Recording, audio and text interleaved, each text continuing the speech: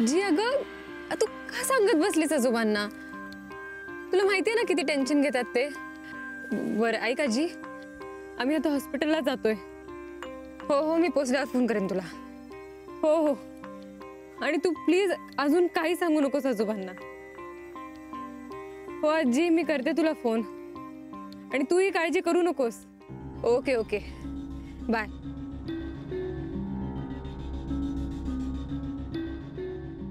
आत्या, काय?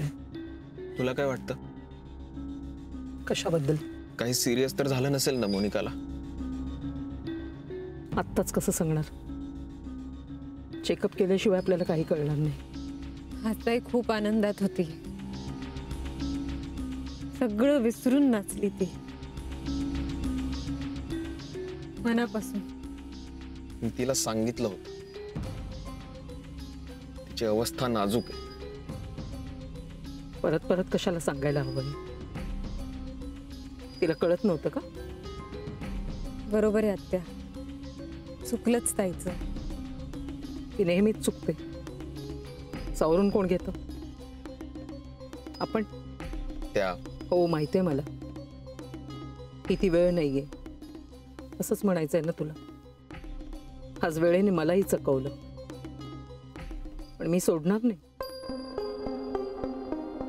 बरी होऊ दे. माझ्यातला डॉक्टर नेहमी जागा असतो.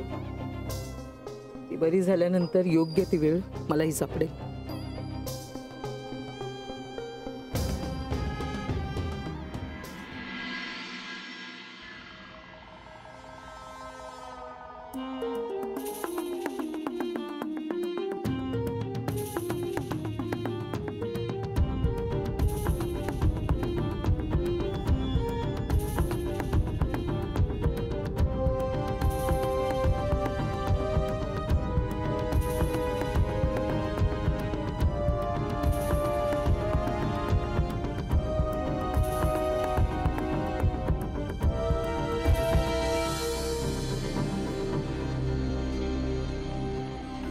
काय हो, ह्यांच्या सुनेला एकदम काय झालं असं?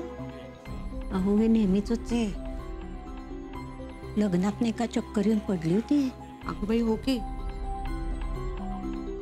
काहीतरी गंभीर असणार बहुतेक. मला तरी असंच वाटतंय. काय काय काय झालं काय? काय हो नानू मामा, तुमच्या नातसुनेला काही गंभीर आहे का हो? नाही, काही कळत नाही. काय मी काही बोलतच नाही. मी बोललो की माझं तोंड दिसेल ना. तुला बोलायची काही गरज नाहीये, आणि विचारल्याशिवाय तर तू अजिबात बोलू नकोस. जा, जेवणाचं झालं असेल तर बघ जा. हो, जा जा, लवकर जा. आणि हे बघा, तसं आमच्या नातसुनेला काही झालेलं नाहीये. या आजकालच्या पोरी असतात ना, जरा ते काय डाएट का पाएट करतात, इतक्या नाजूक प्रकृतीच्या, खायचं कमी, मग जरा असं काही खेळलं बागडलं की पडतात आजारी, बाकी काही नाहीये. अगदी खरंय हो. आपल्या वेळी आपण एवढी कामं करायचो पण चांगल्या ठणठणीत असायचो. अहो आपली पिढीच वेगळी होती. मी काय म्हणते, यांना म्हणावं जेवून जा. जा, जेवण तयार आहे, तुम्ही सगळ्या जेवून घ्या. जा. खरं सांगू का, मला पहिल्यापासून काळजी वाटतच होती. नाही म्हणजे ती इतकी नाजूक आहे ना, मला असं वाटतं मंगळागौर झेपली नसेल बहुतेक तिला. अलके, रडू नको ग बाई. माझा नातू आणि माझी मुलगी तिची काळजी घेतायत ना. मग तू डॉक्टरची आई आहेस ना, अशी रडते काय मग? आई, अरे हा, तुम्ही एक काम करा, गीता, मोहन, विजय, तुम्ही जरा हॉस्पिटलमध्ये जा. नाही म्हणजे विक्रांत आणि निर्मला आहेत, पण वेळ काळेला गरज लागली तर सांगता येत नाही ना. जा बाबा. मी पैसे काढून घेऊन जातो, काळजी नको.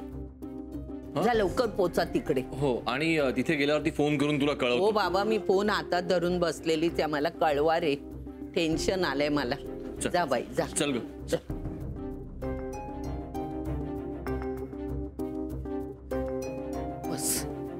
ये बाय. येस, घाबरू नकोस.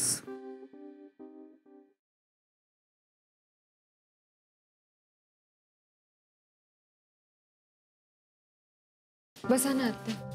नाही राहू दे. मला नाही बसायचंय. मी जाऊन आतमध्ये. चल, एक मिनिट. तू काल मला जी रिक्वेस्ट करत होतीस की ताईबद्दल सगळ्यांना सांगू नका म्हणून, तुला कधी कळलं? तुझ्या ताईबद्दल. म्हणजे म्हणजे तुझी ताई प्रेग्नंट आहे हे तुला कधीपासून माहित होतं?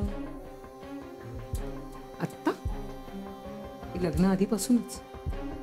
नाही नाही आत्या, लग्नाआधी हे आम्हाला कोणाला काहीच माहित नव्हतं. तसं असतं तर हे लग्नच झालं नसतं आत्या. आजी आजोबांना अजूनही काहीच माहित नाहीये. मला सुद्धा ताईचे प्रेग्नन्सी रिपोर्ट्स दिसले म्हणून कळलं, ताईच्याच घरी आल्यावर.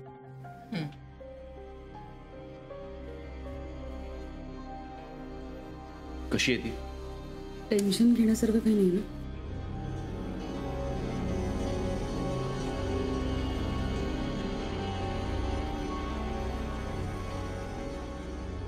शी इज ऑल राईट. काही प्रॉब्लेम नाहीये. तुम्ही भेटू शकता तिला. हा पण एका वेळेला सगळ्यांनी जाऊ नका, दोघांनी जा. आत्या मी पण जाऊन.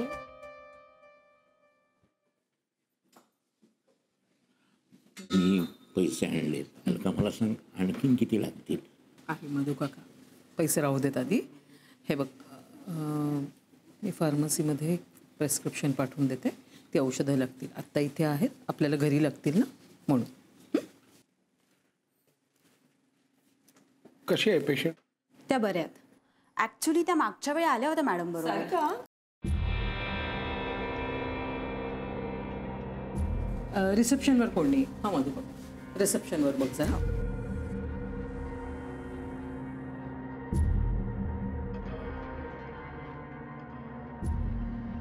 ठीक आहे. तुला जायचंय का? नाही, मी इथेच थांब.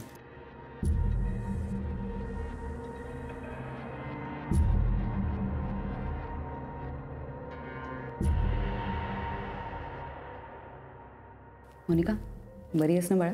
गीता, तिला उगाच बोलायला लावू नकोस. विक्रांत, काळजी करण्यासारखं काही नाहीये ना? नाही, शी इज ऑल राईट नाव.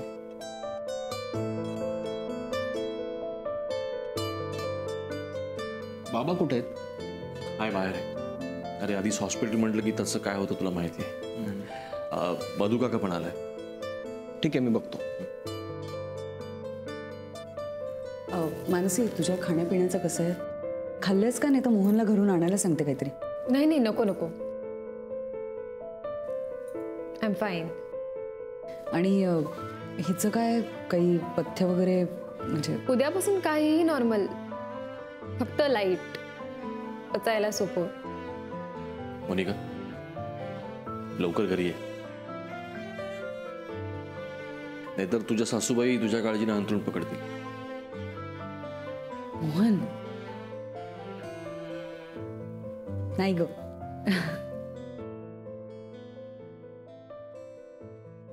बाबा, खरं तर तुम्ही आईबरोबर थांबायला हवं होतं. हो, पण आता माझ्या आईने मला इथे थांबायला सांगितलं ना, त्यामुळे काही. फोन आलाय, घरचाच आहे. मी आलोय. हॅलो, हा विजय बोल रे. आत्या, माझी एक संधी या मोनिकाच्या चक्कर प्रकरणामुळे हुकली. मग आता आता काय, पुन्हा संधी मिळाली की मी सांगणारच आहे. प्रश्नच येत नाहीये. आत्या, तू कोणालाही काहीही सांगणार नाहीयेस का? मी ठरवलंय, मी यावेळेस सांगणार आहेच. कळलं? मग मी तुला सांगतो की तू कोणालाही काहीही सांगू नकोस. आत्ताही मी तुला हेच विचारेन की आत्ता अशी काय वेगळी परिस्थिती आहे ज्यासाठी तू मला थांबायला सांगतोस? आत्या, मी एका डिसिजन पर्यंत येऊन पोचतोय. कसला डिसिजन? ते आधी मला माझ्या मनातून नक्की करू दे. मी सगळ्यात आधी तुलाच सांगणार आहे. पण तोपर्यंत तू प्लीज कोणाला काहीही सांगू नकोस. प्रॉमिस? प्रत्येक वेळेस तू असा करतोस आणि मला गप्प करतोस, शब्दा घालतोस. आता मी काही ऐकणार नाहीये. आत्या, यावेळीची गोष्ट जरा वेगळी आहे. मागच्या वेळेला मी तुला वेळ मागितला होता तो विचार करायला, त्या परिस्थितीचा, माझ्या तत्वांचा, माझ्या व्हॅल्यूजचा आणि माझ्या मनाचा. या सगळ्या गोष्टींची क्लॅरिटी हवी होती मला. आणि आता मला वेळ हवाय तो फक्त एक डिसिजन घेण्यापुरता, तेवढाच. आणि मला खात्री आहे तो वेळ तू मला नक्की देशील. आता तू आता घरी जायला हवंस. इतक्या सगळ्या लोकांसमोर हे घडलंय की उलटसुलट चर्चा सुरू झाल्याच असतील. आणि हे सगळं आजीला एकटीला सावरावं लागत असेल. मोनिकाच्या तब्येतीबद्दल आजीला तू नीट काय ते सांगायला हवंस. कारण तू आणि मी सोडून आजी इतर कुणावरही विश्वास ठेवणार नाही. विक्रांत, तू मला चला, भेटली मोनिका, बघून हसली. आता काळजीचं कारण नाही. हो, मी आत्याला तेच सांगत होतो. चला ना मग तुम्ही. तशी मानसी आहेच इथे मोनिका सोबत. चला बहिणाबाई, पुतणे सगळं मॅनेज करतोय ना? ऑफकोर्स काका. अरे हा दादा कुठे गेला? अरे हो हो हो नानू मामा, हो कळलं मला. नानू मामाच्या 17 चौकशा. बरं निघूया आता. हो चला चला चल आलेच.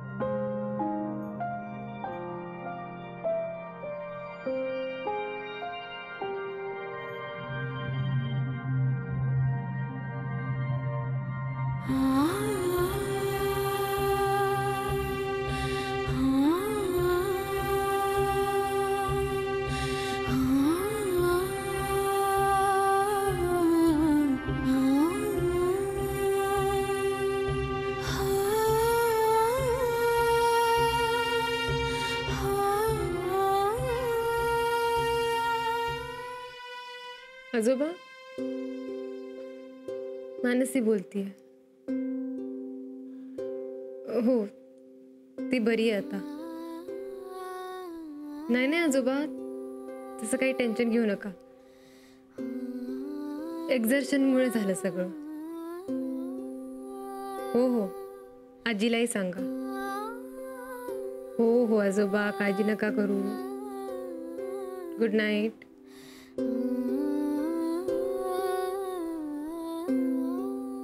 घरचा फोन?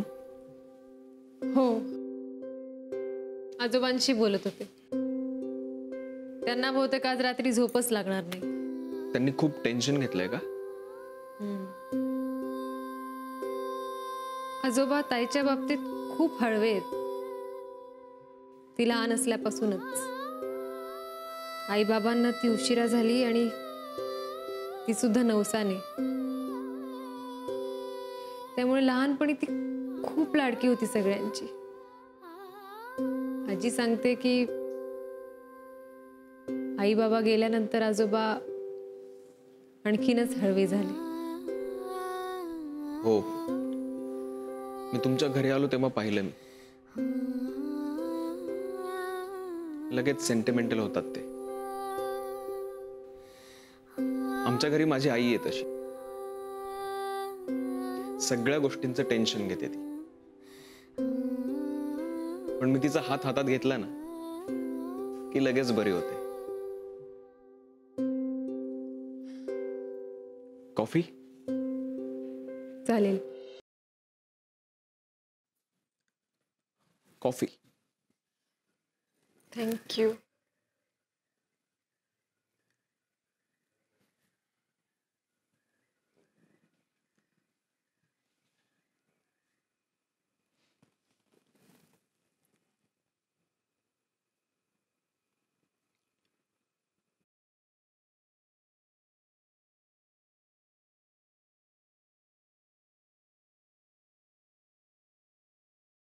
एक सांगू? आत्ता मनात एकदम आलं, घरचे सगळे ताईला भेटून गेले ना तेव्हा. काय? लहानपणापासूनच आई बाबांच्या वयाचं आमच्या घरात कोणीच नव्हतं. आजी आजोबा आहेत, त्यांनी खूप प्रेमाने केलं आमचं सगळं. पण आई बाबा असतात म्हणजे काय वेगळं असतं हे मला आणि ताईला कधी कळलंच नाही. आई वडिलांचा आधार काय असतो हे तुमच्या घरी आल्यावर कळलं. खूप फरक पडतो. घरात इतकी प्रेमाची माणसं सपोर्ट द्यायला असतील तर.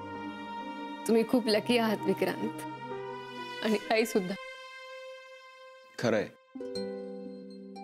म्हणून मला माझी फॅमिली सगळ्यात महत्वाची आहे. त्यांना मी दुखवू शकत नाही at any cost. I understand. मी मित्रांपेक्षा घरीच जास्त रमायचो, अजूनही रमतो.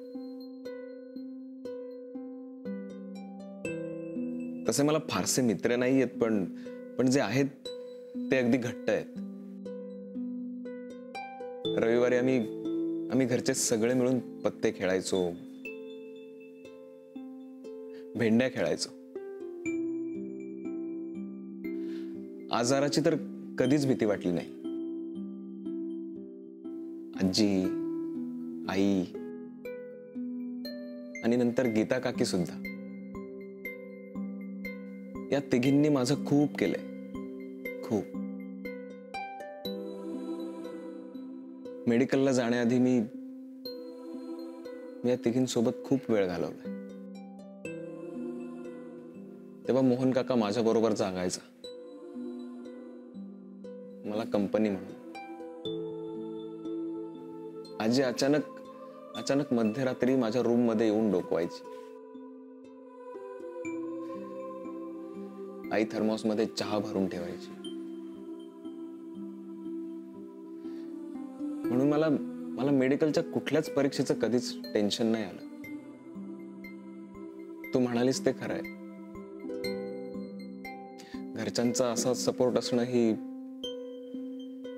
वेगळीच फिलिंग आहे. पण आपल्या माणसांचा असा अनकंडिशनल सपोर्ट असणं काही वेळेला जास्तच एकटं वाटतं.